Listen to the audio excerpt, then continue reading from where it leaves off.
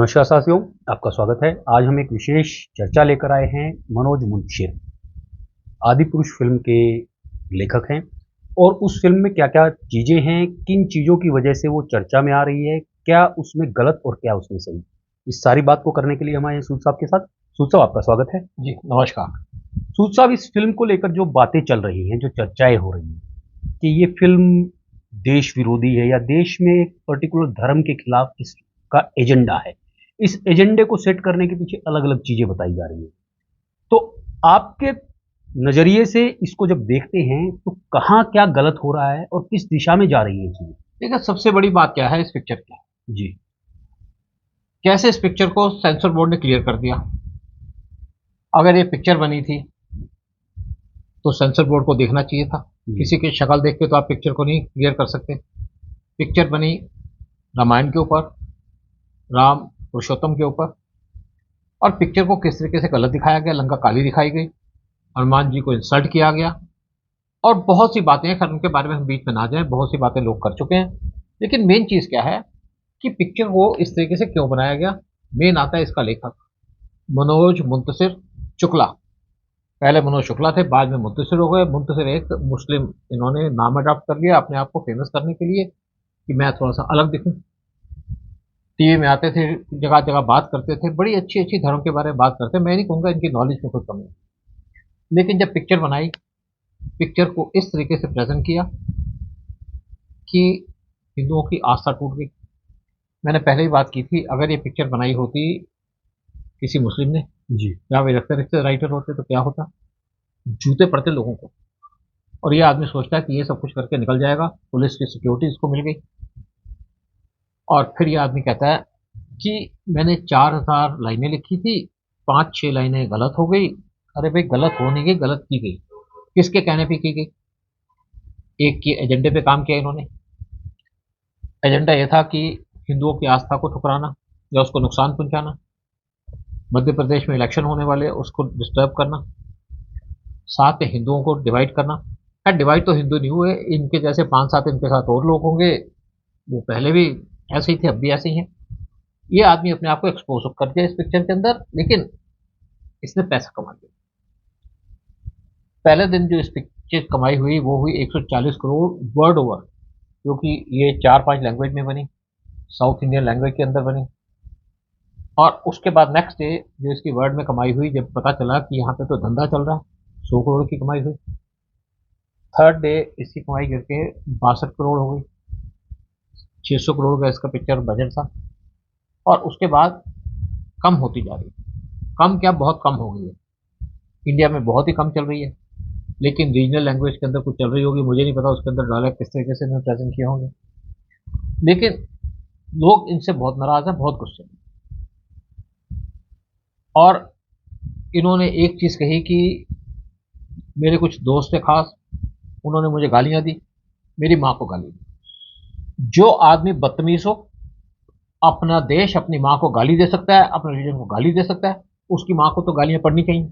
और एक गाली पड़ी है माँ से, मैं ले नहीं सकता यहाँ पे अपने चैनल पे। ये वो आदमी है मारदा, आप बाकी समझ सकते हैं। ऐसे आदमी जो देश को नुकसान पहुंचा सकते हैं, रीजन को नुकसान पहुंचा सकते हैं, कहते हैं मैं पंडित था। फिर इनकी बहुत सी बातें जो कंट्रोवर्सी में आई हैं, जैसे ये बात करते हैं कि मेरे पिताजी पंडित थे, और जो जब वो शिव श्रोत्र करते थे तो मैं उस टाइम पे गाता था एक गाना। गाना क्या है? ख्याले गिर को दिल से मिटा मिटा दे ये रसूल अल्लाह। मतलब ये रसूल अल्लाह करते थे।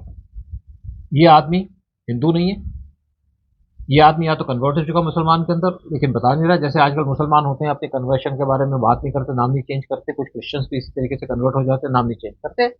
लेकिन अगर ये मुसलमान नहीं भी बना तो ये कम्युनिस्ट है, क्योंकि कम्युनिस्ट इंडिया के अंदर हमारे धर्म पे अटैक करते हैं, हमारे पे अटैक करते हैं, हमारी आस्था पे अटैक करते हैं। जैसे थापर साहब हैं, अपने करण थापर, या उनकी पूरी फैमिली है, सब क्रिश्चियन है, बातें करते हैं हिंदुओं की, हिंदुओं को गालियां देते हैं। तो ये उस टाइप के आदमी, हिंदू नहीं है ये, हिंदुओं को गाली देते हैं। और ये, मैं जैसे एक कहा था वीडियो के अंदर ये आदमी जो है ही स्नेक इन द ग्रास, यानी कि हरी घास के अंदर एक सांप छुपा हुआ है, कभी भी किसी को डस सकता है।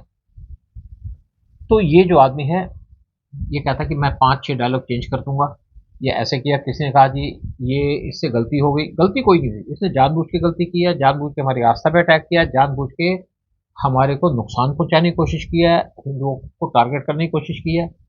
जैसे मैंने कहा था कि अगर ये पिक्चर आमिर खान बनाता या डायरेक्ट करता और साथ में जावेद अख्तर इसमें डायरेक्टर होता तो क्या होता, क्या सेंसर बोर्ड इसको क्लियर कर देता, क्या उनके खिलाफ क्या एक्शन होता। ये आदमी डिजर्व करता और बुरा एक्शन, यानी कि जितना बुरा इसके साथ कर सकता है वो करे, और अगर इसने कोई ऐसी बात की होती मुस्लिम के खिलाफ तो उसकी गर्दन काट दी। सूद साहब, आपका क्या मानना है कि ये एक जानबूझकर की गई हरकत है और इसके पीछे कोई बुरी मंशा थी जिस वजह से इस फिल्म को इस तरीके से बनाया गया? बिल्कुल बुरी मंशा थी, जानबूझ के किया है, कोई ऐसा नहीं जैसे गलती हो गई आप किसने कहे जी आप फिल्म देखो, मेरे एक दोस्त कहते हैं आप फिल्म देखो उसमें देखो, क्योंकि वो शायद इससे काफी इंप्रेस थे। मैं ऐसी फिल्में देख नहीं सकता। मेरी फैमिली के लोग गए थे फर्स्ट डे के अंदर, उसके बाद उन्होंने बात नहीं की, जब बात हुई तो उन्होंने कहा जी ऐसी फिल्म हिंदुस्तान के अंदर बन सकती है। अगर आज फिल्म ये रिलीज हो गई तो अगर हमारे धर्म के ऊपर और फिल्में ऐसी बनेगी तो कैसे वो रिलीज हो जाएंगी, क्या उसको रिलीज नहीं किया जाएगा। गवर्नमेंट को चाहिए जितने भी लोग यहाँ पे सेंसर कमीशन में बैठे, कमेटी में बैठे थे, उनको बर्खास्त कर दें, क्योंकि इन्होंने हिंदुस्तान को बहुत नुकसान पहुंचाया। पाकिस्तान के अंदर मैं बताऊं आपको, वहां पे एक होली खेल रहे थे कुछ हिंदू, उन्होंने यूनिवर्सिटी के अंदर होली बैन कर दी कि हमारे अब ये होली अन इस्लामिक है। हमारे हिंदू राष्ट्र के अंदर क्या हमारा राष्ट्र नहीं बना, तो बना तो हिंदू और मुस्लिम के बेसिस पे था ना। यहाँ पे रोड पे नमाज पढ़ी जाती है, लड़कियों को लव जिहाद में फंसा लिया जाता है। कोई अगर हिंदू लड़के का अफेयर हो जाए लड़की के साथ तो हिंदू के 8 टुकड़े कर दिए जाते हैं, जैसे हिमाचल प्रदेश में हुआ।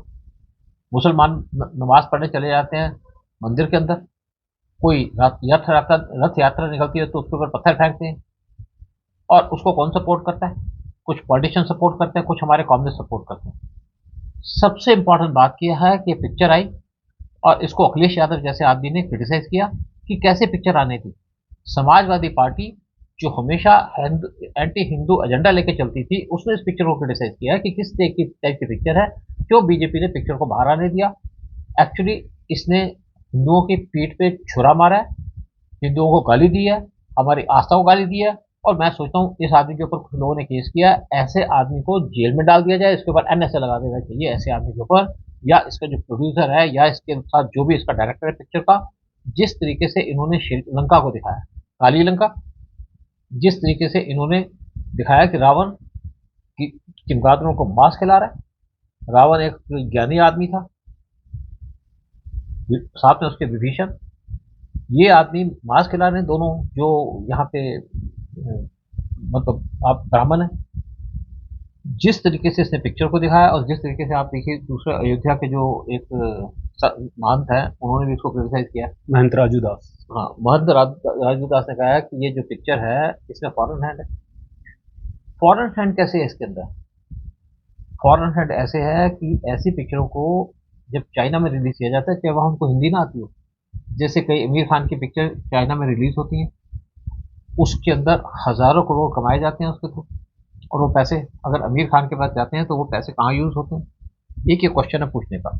और दूसरी बात, इन्होंने बिल्कुल ठीक कहा, चाइनीज हैंड है, चाइना से इनको पैसे मिले या चाइना से इनको पैसे मिलेंगे, पिक्चर वहाँ चलेगी तो इनकी कमाई तो पूरी हो जाएगी, अरबपति आदमी बन जाएंगे। मनोज मुंतशिर यही शायद इनकी मंशा थी। एक जैसे मैंने बात की इनका कम्युनिस्ट लिंक है या चाइना का लिंक है, नीलम मुंतशिर इनकी वाइफ, इनका एक ट्वीट है 1 मई 2020 का, उसमें उन्होंने लिखा है हैप्पी बर्थडे राणा यूब, यानी कि राणा यूब के साथ इनके बड़े क्लोज लिंक है, इनकी वाइफ के लिंक है। राणा यूब मुस्लिम है, कम्युनिस्ट है। फिर वो आगे लिखती हैं you are an amazing women, मतलब आप बड़ी खास वुमेन है, बड़ी वंडरफुल वुमेन है। You may grow even brighter, आप और ज़्यादा आगे बढ़ें और ज़्यादा अचीवमेंट करें। राणा यूब वही है जो यूएस के न्यूज़पेपर के अंदर एंटी इंडिया आर्टिकल लिखती है, सीए उसको क्रिटिसाइज करती है, मुस्लिम को प्रमोट करती है, हिंदुओं को वो टारगेट करती है। आगे लिखती हैं ever braver and even more beautiful than you are this very moment, कि इससे ज़्यादा आप और ब्रेव हो, उसको ब्रेव मानती है तो मतलब आपको भी ब्रेव मानती हैं। फिर कहती हैं even more beautiful than you are this very moment, मतलब आप बहुत खूबसूरत है और इससे भी ज़्यादा आप खूबसूरत नहीं। ये राणा यूब जैसे लोगों को प्रमोट करके, इनकी वाइफ ये तो है नहीं कि इनकी मर्जी के खिलाफ कर रही होगी प्रमोट। फिर आगे लिखती हैं, इस शहर में एक लड़की बिल्कुल है गजल जैसी, वाह भाई वाह, वाह कमाल कर दिया नीलम तूने, बिजली से घटाओं में, खुशबू से हवाओं में, वंडरफुल। ये इनका करेक्टर है। यानी कि करेक्टर क्या है, एंटी इंडियन लोगों को प्रमोट करना, उनको प्रेस करना। और किनसे दोस्ती है इनके, राणा यूब से। जो एंटी इंडिया इसमें एक्टिविटीज में इन्वॉल्व है उसके खिलाफ केसेस फाइल किए गए, उनका लिंक निकला चाइना के साथ, उनका लिंक निकला पाकिस्तान की आईएसए के साथ। तो ऐसे लोगों को ये प्रेस करती हैं, चाइना से पैसे लेती हैं राणा यूब, और इनको भी चाइना से इनकम होगी। खैर पिक्चर बना के आपने बहुत कुछ कमा लिया, लेकिन आपने अपनी इज्जत गंवा दी, आपने अपना ईमान खो दिया, आपने अपने देश का के बारे में जो कहा था वो खो दिया। पैसा कमाने तो रडिया भी कमा लेती हैं, आप भी कमाइए, इसमें क्या बुरी बात है। सूद साहब, इसमें कृष्ण कुमार जो फिल्म के प्रोड्यूसर हैं और गुलशन कुमार के भाई रहे हैं। गुलशन कुमार का मर्डर सबको पता है कि किस तरीके से और किस वजह से हुआ था। उनका भी इसमें इन्वॉल्व होना और इस फिल्म में पैसा लगाना, क्या उनके भी कनेक्शन अब विदेशी शक्तियों के साथ यही कहा जाएगा। जो भी लोग इसमें इन्वॉल्व है उसके कनेक्शन तो इलीगल कनेक्शन है, मैं नहीं कहूंगा किसी फॉरेन एजेंसी से कनेक्शन है, लेकिन उनका शायद क्या पर्पस था। क्या वो दाऊद को प्लीज करना चाहते हैं, किसको प्लीज करना चाहते हैं, या उन्होंने पिक्चर पे ध्यान नहीं दिया। ये कैसे हो सकता है, जो आदमी पिक्चर में पैसा लगाया उस पिक्चर पे ध्यान ना दे। टी सीरीज वाले चाहे गुलशन कुमार के भाई हों, चाहे कोई और हो, चाहे मनोज मुंतशिर हों, चाहे इसके ओम राउत जैसे लोग हों, ये सब एक ही थैले के चट्टे बट्टे हैं। इन्होंने हमारी आस्था पे अटैक किया और कुछ लोगों ने इनके ऊपर केस भी फाइल कर दिया इसके ऊपर, और मुझे लगता है कि इनके ऊपर तो हर एक जगह केस फाइल होना चाहिए। और खैर मैं ज़्यादा वायलेंट नहीं होना चाहता इनके बारे में, क्योंकि वो हमारे को परमिट नहीं करती बहुत सी चीज़ें। सूद साहब, लेकिन जो फिल्म को सर्टिफिकेशन देने वाला बोर्ड है, उस बोर्ड में जो लोग अपॉइंट हुए हैं वो सारे के सारे इस समय की जो सरकार है उसके द्वारा ही किए गए। क्या उन लोगों की मंशा पर इस फिल्म के माध्यम से शक नहीं होना चाहिए? देखिए ऐसा है कि शायद इन्होंने उनका ब्रेन वॉश कर दिया जी। ब्रेन वॉश तो किसी का भी कर सकता है, लेकिन आप अपनी रिस्पॉन्सिबिलिटी से कैसे हट गए, कैसे आपने अपनी रिस्पॉन्सिबिलिटी निभानी इस पिक्चर को रिलीज करने के टाइम में। और इन्होंने जैसे अपनी पिक्चर के अंदर शुरू में दिखाया, प्रेस किया योगी आदित्यनाथ को, यूपी के चीफ मिनिस्टर को, साथ में एमपी के चीफ मिनिस्टर शिवराज चौहान को। प्रेस किया कोई बात नहीं, क्योंकि उनको लगा है रामायण की पिक्चर बन रही है, बड़ी अच्छी पिक्चर बन रही है, लेकिन ये लोग तो पिक्चर देखते नहीं। अब रिलीज होकर के वो स्टेटमेंट देने के काबिल भी नहीं है, क्योंकि उनके अप्रूवल के साथ उनका नाम जोड़ा होगा। जी। लेकिन जो आपका सेंसर बोर्ड है उसको टोटली इररेस्पॉन्सिबल तरीके से बिहेव किया उसने। और सेंसर बोर्ड को मुझे लगता है कि इसके बाद सेंसर बोर्ड के जो मेंबर्स हैं जिन्होंने इसको क्लियर किया है उनको सेंसर बोर्ड से निकाल देना चाहिए। उनको रखने का कोई पर्पस नहीं बनता, क्योंकि इससे हमारे आस्था को इतना चोट लगा है, इतना दर्द हुआ है, और इससे हमारे देश को दर्द हुआ है, हमारे देश के लोगों को दर्द हुआ है। और ये जो पिक्चर बनाई है जिसके अंदर डायलॉग लिखे हैं मनोज मुंतशिर, मेन कॉन्स्पिरेटर ये है, इनके लिंक थे जिन लोगों के साथ, राणा यूब के साथ, या जिन लोगों के साथ भी होंगे, उसी के चक्कर में इनके खिलाफ लोगों को टोटल का बायकॉट होना चाहिए। इनकी माँ को गाली दी डिजर्व पर। साथियों, इस विषय को बड़ी गंभीरता से समझने की जरूरत है। इस फिल्म को बनाने वाले और इस फिल्म के बनाने के पीछे जो एजेंडा लेकर आने वाले लोग थे, उन सबका एक अपना टारगेट था। धन कमाना प्राइमरी टारगेट है, लेकिन उसके साथ साथ उस धर्म को भी, उस आस्था को भी चोट पहुंचाना उनका मकसद रहा है और ये नजर आ रहा है। लेकिन फिल्म सर्टिफिकेशन बोर्ड वो भी जब इस तरीके की बात करता है, वो ऐसी चीजों को इग्नोर कर देता है। ये उनकी गलती है या ये उन्होंने जानबूझकर किया है, दोषी वो भी बराबर के हैं और सबको इस दोष की सजा मिलनी ही चाहिए, क्योंकि उन्होंने कहीं ना कहीं किसी की आस्था को चोट पहुंचाई है।